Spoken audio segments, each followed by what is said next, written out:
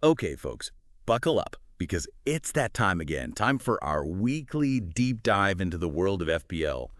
And let me tell you, this week, it's a bit of a wild one, isn't it? You can say that again. It's blank game week 29, and yeah, it's a bit of a head-scratcher. A bit of a head-scratcher, putting it mildly. We've got 4 teams, Liverpool, Newcastle, Crystal Palace, and Aston Villa, completely out of action. So many big names, those premium players we all love, Salah, Isak, Alexander-Arnold, just benched, twiddling their thumbs. Yeah. It's a nightmare for a lot of us. It's definitely going to shake things up, that's for sure. Suddenly, those carefully crafted squads are looking a bit thin on the ground. A lot of FPL managers out there are probably feeling a bit lost. Absolutely lost. And that's where we come in, right? To guide you through this chaotic game week, to arm you with the knowledge, the strategies, and the insights you need to not just survive, but thrive. That's the goal. We've been combing through everything, the expert opinions, the forum chatter, the data, the whole shebang, to try and distill the best ways to navigate this blank game week. So what's on the agenda for today's deep dive then? Well, we've got to tackle the big questions, right? Captaincy, who do you trust with the armband when so many big hitters are missing? Transfers, do you sell those premium players or hold tight and hope for the best? And of course, the chip conundrum. Free hit, wild card, or just tough it out with some strategic transfers. We'll break it all down. The million-dollar questions, literally, for some FPL managers out there. Yeah. I mean, this week really throws a wrench in the works, doesn't it? Because it's not just about getting through this game week. It's about making sure you're not completely ruining your team for the weeks that follow. Precisely. It's a balancing act. You want to maximize your points this week, obviously, but not at the expense of your long-term strategy. So let's dive in, shall we? Let's start with the most pressing issue, captaincy. Right, the armband. Who are the leading contenders this week when so many of our usual suspects are sitting it out? Well, let's face it, if you have him, or if you can somehow maneuver a transfer to get him in, Erling Haaland of Manchester City is the clear frontrunner. He's at home against Brighton, and his record at the Etihad is just phenomenal. I think he's averaging something like 7.2 points per home game, which is just ridiculous. He's a points machine, that's for sure. And in a week like this where reliable points are hard to come by, that consistency is pure gold, isn't it? Absolutely. It's less about chasing those massive double-digit hauls and more about banking a solid, dependable score. He's the safe bet, the anchor in a storm. But let's be realistic. Not everyone has the luxury of owning Haaland or the budget to bring him in this week. Yeah. What are the options for those of us who are, shall we say, Haaland-less? Well, a name that keeps popping up in the discussions is Chris Wood of Nottingham Forest. They're away to Ipswich, and Ipswich's defense has been, well, let's just say they haven't kept a clean sheet. And what feels like forever, 2025, in fact, they've been conceding goals for fun. Yeah, I've seen some of the scorelines.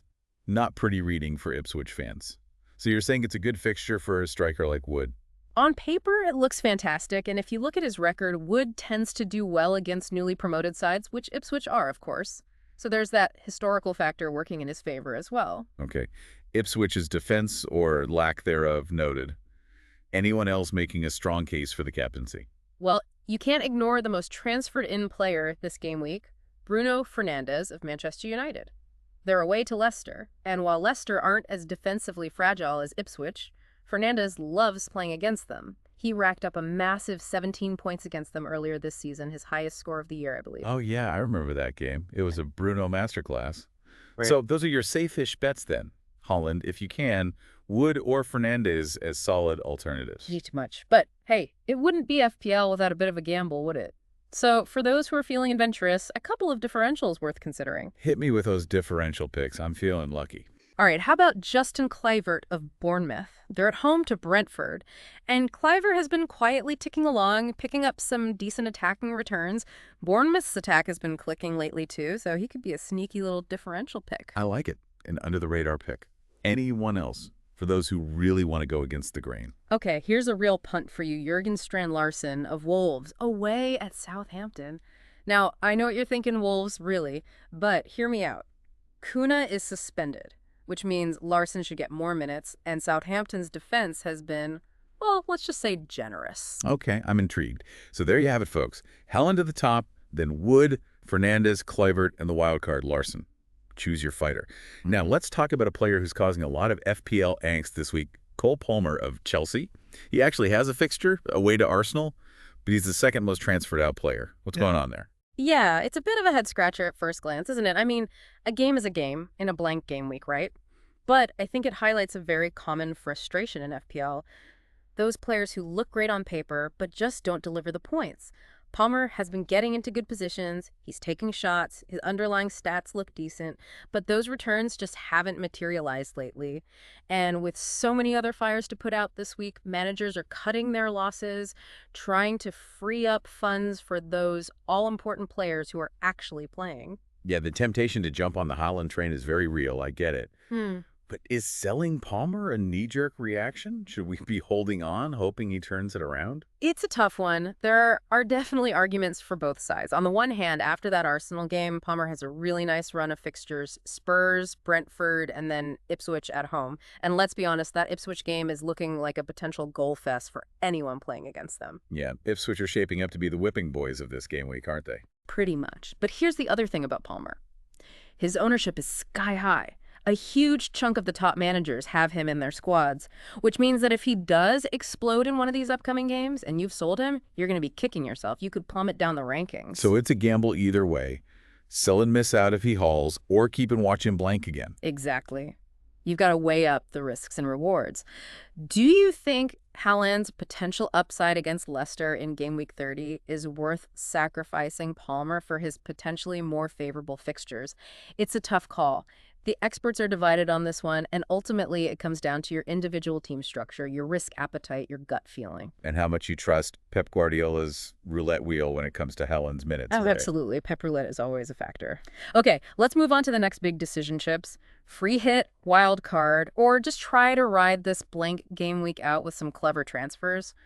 What's the consensus out there? Well, from what I'm seeing, the free hit is pretty popular. I mean, it makes sense, right? It's like a get-out-of-jail-free card for this week. Yeah, over 320,000 managers have already activated it. It's tempting, that's for sure. You can load up on players who actually have fixtures, bring in Haaland for that sweet, sweet captaincy, and basically guarantee yourself a decent score for the week. No stress, no fuss. Sounds idyllic. Yeah. But what are the potential downsides of playing the free hit now? Well, the biggest concern is what happens next week. When the free hit dust settles, you're back to your original squad. And if your underlying team has fundamental problems that go beyond this blank game week, you're just delaying the inevitable. It's a temporary fix, not a long-term solution. Like putting a Band-Aid on a broken leg. Exactly. Plus, some argue that the free hit is more valuable later in the season when we have those double and blank game weeks piling up around game weeks 33 and 34, especially if you've already used your wild card. So think long-term, plan ahead. Got it. What about the wild card then? Is Game Week 29 a good time to completely revamp your squad? It's definitely a hot topic of debate. The upside is obvious. You can fill your team with players who have fixtures, no need to take any hits, and you get a clean slate to rebuild your squad for the run-in.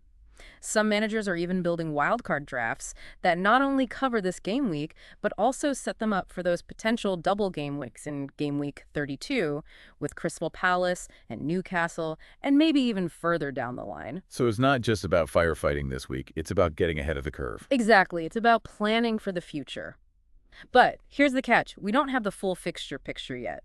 The timing of those double and blank game weeks depends on the FA Cup results, which are still up in the air. Ah, the FA Cup. Always throwing a spanner in the works. You said it. So if you wildcard now, you're making big decisions based on incomplete information. You might end up with players who you think have a double game week, but then it turns out they don't, and you've wasted your wildcard for nothing. A gamble. So some are saying hold off on the wild card until we have more clarity. Exactly. It might be more strategically advantageous to use it closer to those double and blank game weeks, maybe around game weeks 33 or 34, or even game week 30 or 31 once we have more concrete fixture information. Patience is a virtue in FPL sometimes. Words to live by. Okay, so that's the free hit and the wild card covered. What about those brave souls who are just going to try and navigate this blank game week with some shrewd transfers? What should they be prioritizing? Well, it's all about damage limitation, really. You're probably going to have to take a hit or two, maybe a -4, maybe even a -8 to cobble together a somewhat respectable starting 11. But the key is to think long-term. Don't just bring in players who are good for this week. Think about their fixtures beyond Game Week 29 as well. You don't want to be constantly chopping and changing, taking hits every week. Chasing points, that's the worst, isn't it? Just digs you into a deeper hole. It is. And another thing to keep in mind, if you sell one of your big hitters who is blanking, like Salah, for example, there's always the risk that they go up in price, and then you have to pay more to get them back later on. It's another factor to weigh up.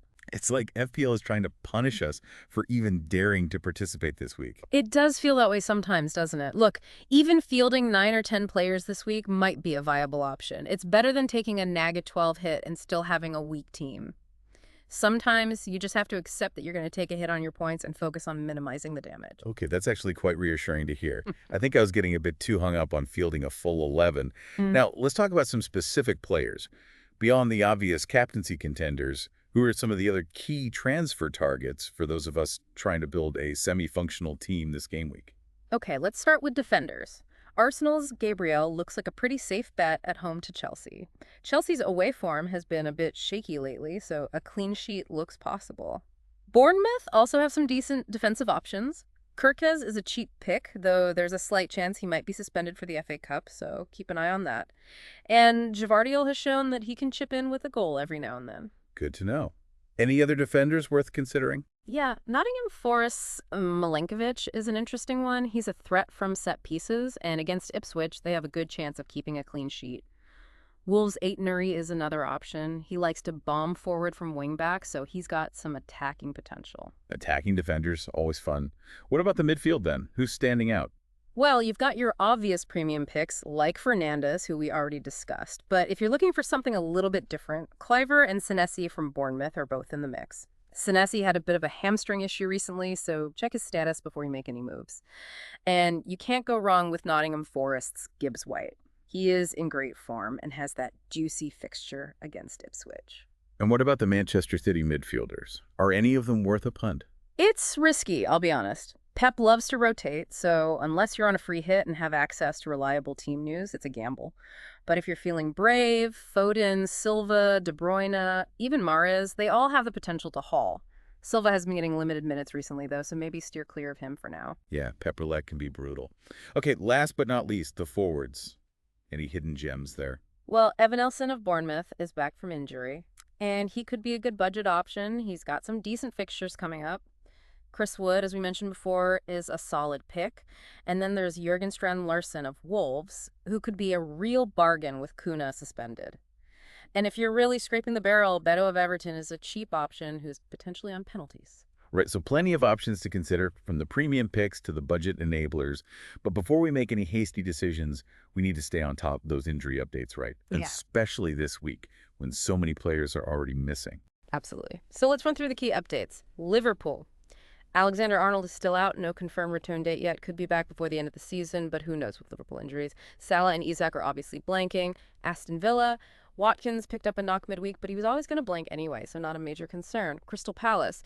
Mateta is back in training, but blanks this week, so keep an eye on him for their double game week later on. Newcastle. Isak is blanking. Goalkeeper situation is still a mystery. Chelsea. Jackson is still injured. Palmer has been under the weather recently, but hopefully he's recovered. Brentford. Ted is out for a couple of weeks. Brighton. Dunk is still targeting the FA Cup tie for his return. O'Reilly is still out, but Lamptey is back from suspension, and Sanchez is back as the #1 keeper. Bournemouth. No new injuries reported, so anyone who was fit last week should be good to go. Manchester United and Nottingham Forest. No fresh injury concerns to report. And Wolves. Kuna is suspended, as we mentioned earlier. Okay, a lot to digest there. So, as we wrap things up, any final words of wisdom for our listeners as they grapple with this challenging blank game week 29? Well, first and foremost, don't panic. It's easy to get overwhelmed when you see your team decimated by blanks, but take a deep breath, assess your options, and make calculated decisions. Don't be afraid to take a hit if it's going to improve your team in the long run, but don't go overboard chasing points. And remember, you don't have to field a full 11 this week. Sometimes it's better to take a small points hit and have a strong bench than to force transfers that could backfire later. Great advice. It's about playing the long game, not just this week. Exactly. And as always, keep a close eye on the news, especially on Friday and Saturday morning. There are always late-breaking injuries and surprise team selections that could influence your decisions. The FPL gods love to keep us on our toes, don't they? They do. But hey, that's part of the fun, isn't it? The unpredictability, the constant challenge, the thrill of victory when you get it right. It certainly keeps things interesting. Well, folks, there you have it. Blank Game Week 29 is strategic minefield, but also an opportunity to gain ground on your rivals if you play your cards right.